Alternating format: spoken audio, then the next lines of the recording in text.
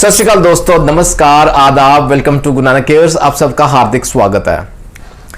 Last couple of videos आंखों की बात चल रही है, विजन की बात चल रही है। हमने दृष्टि को हम कैसे बचा सकते हैं फ्रॉम गेटिंग वर्स, बिगड़ने से कैसे बचा सकते हैं, इनकी चर्चा चल रही है। तो इससे के साथ ना मिलता जुलता टॉपिक चर्चा के लिए एक रिक्वेस्ट आई थी, उसकी बात करेंगे। आज बात करेंगे कैटरैक्ट की। कैटरैक्ट जिसे हम मोतियाबिंद के नाम से जानते हैं। और the request was very important, क्योंकि ये सिंपल कैटरैक्ट की बात नहीं। सवाल बहुत अच्छा पूछा था। I don't remember the name, मुझे याद नहीं आ रहा कि इन्होंने ये रिक्वेस्ट भेजी थी, सॉरी फॉर दैट। लेकिन हाँ, रिक्वेस्ट इंपॉर्टेंट थी क्योंकि उन्होंने पूछा कि प्री कैटरैक्ट कंडीशन में क्या होम्योपैथिक मदद करती है। प्री कैटरैक्ट माने तो जैसे अभी कैटरैक्ट या मोतियाबिंद जैसे ना अभी डायग्नोज ही हुआ है, शुरुआती लक्षण अभी आने शुरू ही हुए हैं। क्या होम्योपैथिक में कुछ दवाएं हैं जो मदद करती हैं इस स्टेज में, डिटेल में बात करेंगे। And second important condition is post cataract, यानी कि पोस्ट सर्जिकल कंडीशन। अगर कैटरैक्ट बिगड़ गया, पुराना हो गया है, सर्जरी करवानी पड़ी है ना, वो ऑपरेशन करवाना पड़ा है, तो उसके बाद क्या पोस्ट सर्जिकल कॉम्प्लिकेशन से बचाव के लिए कौन सी दवाएं हम यूज कर सकते हैं, अपने पास रख सकते हैं पोस्ट सर्जिकल फॉर कैटरैक्ट। थोड़ी सी ना बेसिक जानकारी लेंगे, सरल भाषा में बिल्कुल इन शॉर्ट बात करेंगे कैटरैक्ट की। मोतियाबिंद किसे कहा जाता है, कैटरैक्ट हम किसे कहते हैं। वी ऑल नो, हमें बेसिक जानकारी है, लेकिन इसके पीछे की स्टोरी थोड़ी सी इंटरेस्टिंग रहेगी। कैटरैक्ट जो शब्द है ना, ये एक्चुअली ग्रीक वर्ड से लिया गया है, कैटरैक्टिस। कैटरैक्टिस का अर्थ रहता है कि जैसे ना वाटरफॉल, पानी का झरना, वाटरफॉल बेसिकली वहां से लिया गया। तो ना पहले ये बिलीव था, ये ऐसा माना जाता था कि हमारी ब्रेन से कोई जैसे ना फ्लूइड निकलता है और हमारी आंखों के लेंस के ऊपर आके गिरता है, जस्ट लाइक अ वाटरफॉल, जैसे एक झरना, झरने की तरह। और हमें दिखना कम हो जाता है, धुंधला दिखता है, जैसे धुआं धुआं सा रहता है, जैसे फॉगी विजन हो जाती है, जो उसके सिम्टम्स हैं आगे बात करेंगे। तो इस प्रकार से इसको कैटरैक्टिस कहा जाता था, वहां से कैटरैक्ट शब्द निकला।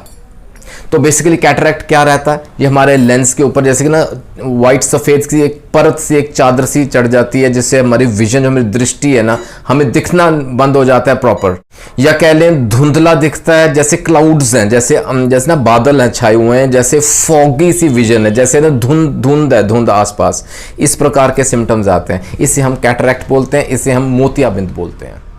और दोस्तों, इसको क्योर करना जरूरी है, टाइमली इसको सही करना बहुत जरूरी है, नहीं तो ये लीड्स टू ब्लाइंडनेस, अंधापन कर देता है, बिल्कुल अंधा कर देता है इंसान को। और इसको टाइमली क्योर नहीं किया, it leads to total blindness, actually बिल्कुल ब्लाइंड हो जाता है बंदा। तो इसलिए मैंने शुरू में इसका ना टाइटल शीर्षक में डाला कि it is a battle with blindness. एक तरह से ना एक जंग है ब्लाइंडनेस से। और होम्योपैथी हमारे कुछ वेपन्स देती है, कुछ हथियार देती है। कौन सी ऐसी दवाएं हैं जो कि हम इस जंग को जीत सकें उस दवा से। दोस्तों, कैटरैक्ट जो है ना, ये बहुत कॉमन कंडीशन है। मोतियाबिंद बहुत कॉमन है in adults, specially older adults. 60 साल से ज़्यादा उम्र जिनकी है ना, उनमें ज़्यादा पाया जाता है। विद एडवांसिंग एज चांसेस और बढ़ जाते हैं कैटरैक्ट के। और आइए इसके सिम्टम्स समझें, इसकी पहचान क्या है। पहले तो याद रखें, it is a slow progressive disease. ऐसा नहीं है कि आज डायग्नोज हुआ और हफ्ते 10 दिन के अंदर ये पूरा जोर में आ जाएगा। नो, ऐसा नहीं रहता। ये ना इसको सालों साल लग जाते हैं तैयार होने में, बढ़ने में, टू गेट वर्सन एक्चुअली। दोस्तों, मोतियाबिंद के जो लक्षण है ना, ये स्लोली डेवलप होते हैं, धीरे धीरे बढ़ते जाते हैं। और हमें तक मालूम नहीं पड़ता कि हमें मोतियाबिंद हो गया है, जब तक ये ना लाइट को बिल्कुल ब्लॉक ही ना कर दें। तो इसके इनिशियली सिम्टम्स क्या रहते हैं, दैट इज विजन में ना क्लाउडीनेस रहती है, जैसे मैंने बोला ब्लरी सा विजन रहता है, ब्लर्ड विजन है, जैसे धुंधला सा, धुंध दिखती है, the very first prominent symptom. जिस तरह से हम रंगों को देखते हैं, पहचानते हैं ना, उसमें बदलाव आ जाता है, फेडिंग से कलर दिखने शुरू हो जाते हैं। फिर जो ओल्डर पीपल है ना, जो बड़े बुजुर्ग हैं, उनमें ना शॉर्ट साइटेडनेस शुरू हो जाती है, यानी कि दूर की जो दृष्टि है वो कमज़ोर होनी शुरू हो जाएगी। Then there are problems in night driving. जब रात को हम ड्राइव कर रहे हैं, कोई व्हीकल, कोई गाड़ी चला रहे हैं, तो सामने से लाइट्स पड़ती हैं तो बहुत दिक्कत पड़ती है। वो ग्लेयर्स संभालने मुश्किल हो जाते हैं, वो दिक्कत कॉज करते हैं। इवन ड्यूरिंग द डे, दिन में भी ना ग्लेयर्स जो है ना, जो ब्राइट लाइट्स सामने से दिखती है ना, वो बहुत दिक्कत कॉज करती है। That's very again a prominent symptom. फिर डबल विजन एक और इंपॉर्टेंट सिम्टम रहता है यहाँ। Then there is trouble with eye glasses. जब हम स्पेक्स लगाते हैं ना, उनको छेड़खानी करते रहेंगे क्योंकि हमें दिक्कत रहती है उनके साथ। कॉन्टैक्ट लेंसेज लगा रहे हैं, उसके लगाने के बावजूद हमें क्लियर नहीं दिखता, उससे भी दिक्कत आती है। हमें लगता है कि जैसे उसमें कुछ फर्क पड़ गया, but actually it is a symptom, ये एक लक्षण है मोतियाबिंद का। दोस्तों कारण क्या रहता है मोतियाबिंद का, कॉज क्या है कैटरैक्ट का? बेसिकली क्या होता है, ये जो लेंस के ऊपर ना प्रोटीन्स जमने शुरू हो जाते हैं। जैसे इन सिंपल भाषा में बात करें हम, उस वजह से वो विजन क्लाउडी होती है, ब्लरी हो जाती है। That is the cause. उस वजह से ये कैटरैक्ट होता है, मोतियाबिंद होता है। अब एक बात और यहाँ मैं आपको बताऊं, जो टोटल ब्लाइंडनेस के केसेस है ना वर्ल्ड वाइड की दुनिया भर में बात करें तो उसमें से 51% केसेस का कारण मोतियाबिंद रहता है। बिकॉज ऑफ कैटरैक्ट ब्लाइंडनेस हो जाती है। आप अंदाज़ा लगा सकते हैं कि ये कितना इंपॉर्टेंट एक फैक्टर है, इसको कंट्रोल करना कितना ज़रूरी है। ये एक मेजर कॉज है that leads to total blindness. इसके लिए it's let us fight this battle and win it. इसको हम जीतेंगे इस जंग को अगेंस्ट ब्लाइंडनेस। उसके लिए होम्योपैथी मदद के लिए आती है। Let us understand some risk factors, क्योंकि जो प्री कैटरैक्ट की कंडीशन बताई है ना, उन्होंने सवाल में पूछा था कि कैटरैक्ट अभी होने जस्ट स्टार्ट ही हुआ है, जैसे लक्षण अभी उभर के अब सामने आ ही रहे हैं, तो क्या हम कैसे कंट्रोल करें? दोस्तों इसके ना रिस्क फैक्टर्स समझें पहले, तो उन्हें हम अवॉइड करें, उनसे बचें, सो दैट ये आगे बिगड़े ना। फिर साथ में मैं आपको दवाएं बताता हूं जो कि प्री कैटरैक्ट कंडीशन में हम शुरू कर सकते हैं, अभी इनिशियल कंडीशंस में हम दे सकते हैं दवाएं, सो दैट वो आगे जाके बिगड़े।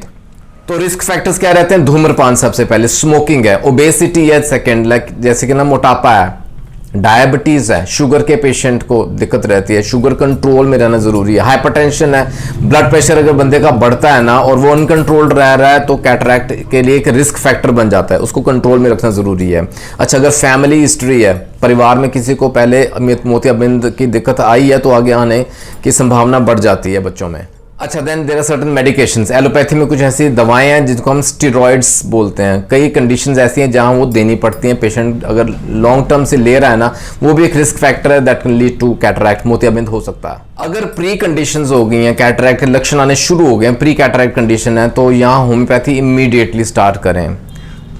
इसमें मैं आपको ना 3-4 इंपॉर्टेंट दवाएं बताता हूँ, वो लक्षणों के आधार पर हम शुरू कर सकते हैं, और सो दैट सर्जरी हम पोस्टपोन कर सकते हैं, सर्जरी को हम डिले कर सकते हैं, या कई केसेस में सर्जरी की नौबत ही नहीं आती।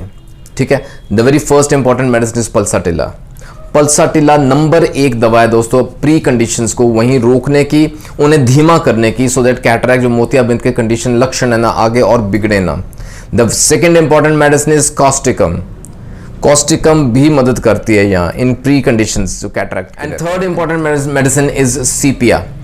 सीपिया का भी रोल आता है दोस्तों। अगर प्री कंडीशंस हैं, कैटरैक्ट को लक्षण हैं आ रहे हैं, तो उन्हें डिले कर सकते हैं, उन्हें हम उनसे बचाव कर सकते हैं अपना with help of these 3 remedies, pulsatilla, causticum and sepia. अच्छा, इसके साथ में एक सिंपल सी दवा है जो अक्सर आप जानते हैं, हाउस होल्ड प्रोडक्ट बन चुका है, सिनेरेरिया आई ड्रॉप्स। सिनेरेरिया मैरिटिमा, ये आई ड्रॉप्स हम यूज़ कर सकते हैं। इनको लॉन्ग टर्म यूज़ करें, दोनों आईज में डालें, दोनों आंखों में, ये आंखों के ड्रॉप्स हैं, इन्हें ज़रूर यूज़ करें। ओवर पीरियड ऑफ टाइम आपको इंप्रूवमेंट आनी शुरू हो जाती है। खाने की दवाएं बताई मैंने आपको, और ये आई ड्रॉप्स, इन्हें रेगुलरली करें सो दैट वो सर्जरी की नौबत ना आए, या we can delay the, we can postpone the surgery. अच्छा, फिर सवाल का दूसरा हिस्सा था कि पोस्ट सर्जिकल यानी कि पोस्ट कैटरैक्ट के बारे में, उसके बाद में कौन सी होम्योपैथिक दवाएं यूज़ कर सकते हैं टू प्रिवेंट एनी कॉम्प्लिकेशंस की और दिक्कतें ना बढ़े हमारी। Very important, the very first remedy here comes to rescue is calendula. Calendula जरूर रखें। ये हम क्यूब फॉर्म में भी यूज कर सकते हैं, लेकिन 30 and 200C dilutions I would prefer, ये 30 and 200C में हम यूज कर सकते हैं कैलेंडुला।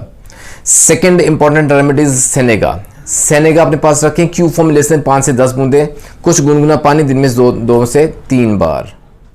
और तीसरी महत्वपूर्ण दवा है दोस्तों आर्निका। आर्निका 30C में दिन में 2 बार। ये 2 से 3 दवाएं इंपॉर्टेंट हैं, अपने पास रखें। अगर घर में किसी को दिक्कत है, मोतियाबिंद के लक्षण आने शुरू हुए हैं, तो इनिशियल शुरू वाले जो 3 दवाएं बताई हैं विद सिनेरिया आई ड्रॉप्स, वो यूज करें। और सर्जरी के बाद दिक्कतें अगर बढ़ रही हैं, you can depend upon these 3 homeopathic remedies. अपने फिजिशियन की सलाह लेके ही कोई दवा प्रयोग में लाएं। दोस्तों आशा करता हूं ये जो 4-6 दवाएं मैंने आपके सामने रखी हैं, ये आपकी मदद करेंगी to win the battle against blindness. वो जो जंग है ना ब्लाइंडनेस के अगेंस्ट, वो जीतनी है with help of these homeopathic remedies. और जुड़े रहें गुरु नानक केयर्स के साथ for more such informational videos. अपना सुझाव देना ज़रूर याद रखिएगा, फीडबैक ज़रूर दीजिएगा, how do like the video. और फॉर नेक्स्ट वीडियो के लिए कोई रिक्वेस्ट है तो do mention the comment section. आप मुझे व्हाट्सएप भी कर सकते हैं, you can mail me at gurunanak@gmail.com। जल्दी मिलेंगे अगले वीडियो में। Take care, God bless.